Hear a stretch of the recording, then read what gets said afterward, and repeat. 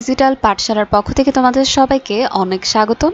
আজকে আমি তোমাদের সাথে আলোচনা করব ষষ্ঠ শ্রেণীর বিজ্ঞান অনুশীলন বইয়ের তোমাদের যে রোদ জল বৃষ্টি অধ্যায়টি রয়েছে সেটির যে নবম নাম্বার সেশন সেটি নিয়ে। আমি কিন্তু অলরেডি তোমাদের সাথে এই চ্যাপ্টারের অষ্টম সেশন পর্যন্ত আলোচনা করেছি। তোমরা সেই ভিডিওগুলো কিন্তু আমার চ্যানেলে গিয়ে দেখতে পারো। আমার চ্যানেলের নাম হলো আমাদের ডিজিটাল পাঠশালা, আর এখানে প্লে লিস্টে গেলেই তোমরা ষষ্ঠ শ্রেণী বিজ্ঞান অনুশীলন বই নামে একটি প্লে লিস্ট পেয়ে যাবে, আর এইখানে আমার ভিডিওগুলো ধারাবাহিকভাবে আপলোড করা আছে।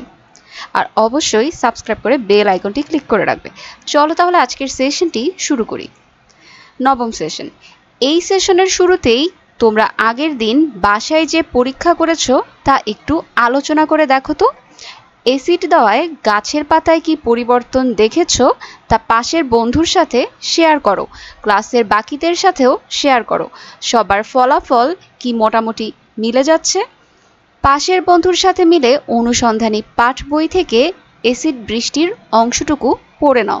শিক্ষক সহ বাকিদের সাথে আলোচনা করে দেখো অ্যাসিড বৃষ্টি কেন হয়। অ্যাসিড বৃষ্টির ফলাফলের একটা ছোট নমুনা তো তোমরা ইতিমধ্যেই দেখেছো।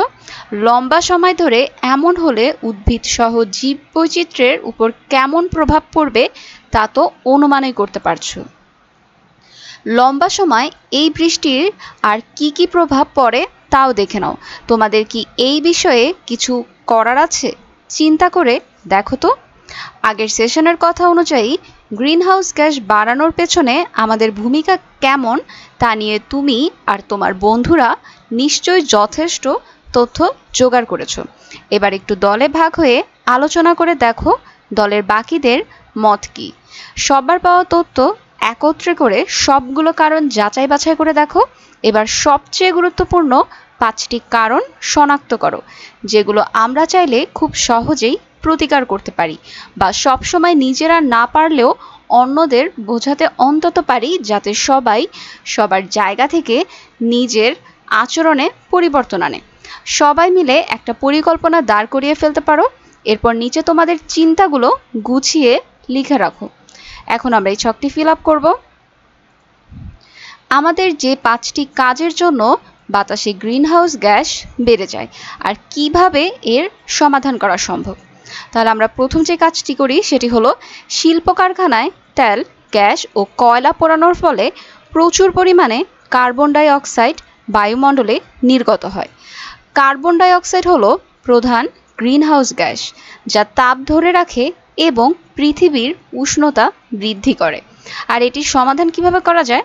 এটির সমাধানের জন্য শিল্প কারখানার এই উৎপাদন প্রক্রিয়াগুলি পরিবর্তন করে প্রযুক্তিগত উন্নতি করা উচিত।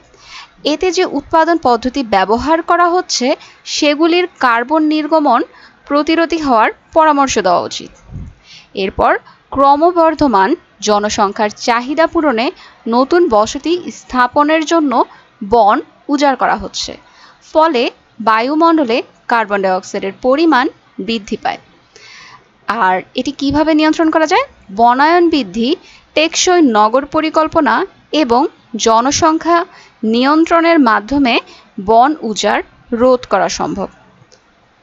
এরপর নাইট্রোজেনযুক্ত সার ব্যবহারের ফলে মাটি থেকে নাইট্রাস অক্সাইড অর্থাৎ N2O নির্গত হয়।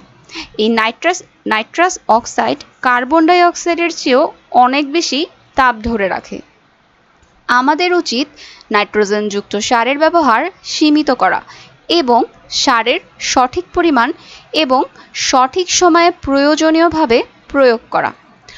অনেক কলকারখানা থেকে বিভিন্ন রাসায়নিক পদার্থ, ধোঁয়া এবং গ্যাস নির্গত হয়, যা বায়ুমণ্ডলে গ্রিনহাউস গ্যাসের পরিমাণ বৃদ্ধি করে।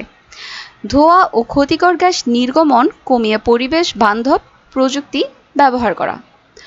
ময়লা আবর্জনা যথাযথভাবে না ফেললে স্তূপ আকারে জমা করে রাখলে এগুলো পচনের ফলে মিথেন গ্যাস অর্থাৎ CH4 বায়ুমণ্ডলে নির্গত হয়। আর মিথেন কার্বন ডাই অক্সাইডের চেয়ে অনেক বেশি তাপ ধারণ করতে পারে। জনসাধারণকে ময়লা আবর্জনা ব্যবস্থাপনার গুরুত্ব সম্পর্কে সচেতন করা প্রয়োজন। এরপর দেখো আমাদের এরপরে আরেকটি টাস্ক দেওয়া আছে, সেটি হলো পরিকল্পনা মাফিক সব হয়ে গিয়েছে কি। নিচে নোট করে রাখো তোমার অনুভূতি।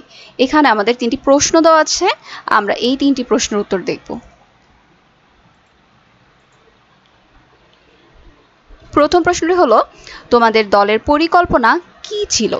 পরিকল্পনা বাস্তবায়ন করতে গিয়ে তোমার অভিজ্ঞতা কেমন হলো? তাহলে আমরা লিখতে পারি, আমাদের দলের পরিকল্পনা ছিল কৃষি জমিতে নাইট্রোজেনযুক্ত সারের ব্যবহার কমানো, কারণ নাইট্রোজেনযুক্ত সার মাটি ও জল দূষণের জন্য দায়ী এবং এটি বায়ুমণ্ডলে গ্রিনহাউস গ্যাস নির্গমন বৃদ্ধি করে। পরিকল্পনা বাস্তবায়ন করতে গিয়ে আমাদের অভিজ্ঞতা খুবই ইতিবাচক ছিল। আমরা অনেক কৃষকদের সাথে পরিচিত হতে পারি এবং তাদের কাজ সম্পর্কে আরও ভালোভাবে জানতে পারি। তাছাড়া দল নেতৃত্ব দেওয়ার মাধ্যমে আমি নেতৃত্বের দক্ষতা অর্জন করি এবং সকলকে একসাথে কাজ করতে অনুপ্রাণিত করতে পারি। এরপর আমাদের দ্বিতীয় প্রশ্নটি হলো, কোনো চ্যালেঞ্জে পড়েছো? চ্যালেঞ্জ মোকাবেলায় তোমার দল কি উদ্যোগ নিয়েছে? তাহলে উত্তরটি হলো, আমাদের দল 3টি প্রধান চ্যালেঞ্জের সম্মুখীন হয়েছিল। অনেক কৃষক নাইট্রোজেনযুক্ত সারের পরিবেশগত ক্ষতি সম্পর্কে অজ্ঞ ছিল না। নাইট্রোজেনযুক্ত সারের বিকল্প হিসেবে কৃষকদের কাছে পর্যাপ্ত জৈব সার বা অন্যান্য সারের প্রাপ্যতা ছিল না। সচেতনতা বৃদ্ধি এবং প্রশিক্ষণ কর্মসূচি পরিচালনার জন্য আমাদের পর্যাপ্ত অর্থের অভাব ছিল। এরপর চ্যালেঞ্জ মোকাবেলায় আমাদের দল যেই পদক্ষেপগুলো গ্রহণ করেছিল, আমরা প্ল্যাকার্ড, ব্যানার এবং সেমিনারের মাধ্যমে নাইট্রোজেনযুক্ত সারের ক্ষতিকর প্রভাব সম্পর্কে কৃষকদের সচেতন করি। আমরা এনজিওদের সাহায্যে যোগাযোগ করে কৃষকদের জন্য জৈব সার এবং অন্যান্য বিকল্প সারের প্রাপ্যতা নিশ্চিত করি।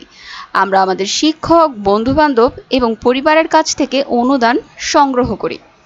এরপর আমাদের লাস্ট যে প্রশ্নটি হলো, সেটি হলো, জলবায়ুর ভারসাম্য নষ্ট হয় এমন আর কোনো বিষয় কি তোমার চোখে পড়েছে? এর সমাধানে কি করা যায় বলে তুমি মনে করো? জলবায়ু ভারসাম্য নষ্ট করে এমন আরও অনেক বিষয় রয়েছে, যার মধ্যে রয়েছে বন উজাড়। বন উজাড়ের ফলে বায়ুমণ্ডল থেকে কার্বন ডাই অক্সাইড শোষণকারী গাছপালা হারিয়ে যায়। এরপর জীবাশ্ম জ্বালানির ব্যবহার।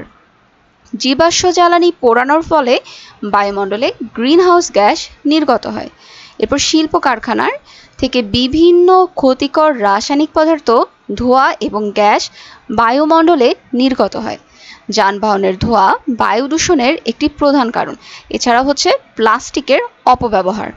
এরপর জলবায়ু পরিবর্তন একটি জটিল সমস্যা, যার জন্য বহুমুখী সমাধান প্রয়োজন। ব্যক্তি, সম্প্রদায় এবং সরকার এবং আন্তর্জাতিক সংস্থার সকল স্তরের সমন্বিত প্রচেষ্টার মাধ্যমেই আমরা এই সমস্যা মোকাবেলা করতে পারি। যানবাহনের ব্যবহার কমানো, হাঁটা, সাইকেল চালানো, পাবলিক ট্রান্সপোর্ট ব্যবহার করা, গাছ লাগানো এবং বন সংরক্ষণ, জলবায়ু পরিবর্তনের কারণ ও প্রভাব সম্পর্কে মানুষকে শিক্ষিত করা, জলবায়ু পরিবর্তন মোকাবেলায় আন্তর্জাতিক নীতি ও কর্মসূচিতে অংশগ্রহণ করা। এছাড়া জলবায়ু পরিবর্তন মোকাবেলা একটি দীর্ঘমেয়াদী চ্যালেঞ্জ, তবে এটি অসম্ভব নয়। আমরা যদি সকলে একসাথে কাজ করি, তাহলে আমরা একটি টেকসই ভবিষ্যৎ গড়ে তুলতে পারি। ওকে শিক্ষার্থীরা, আজকের সেশনটি আমি এখানেই শেষ করছি।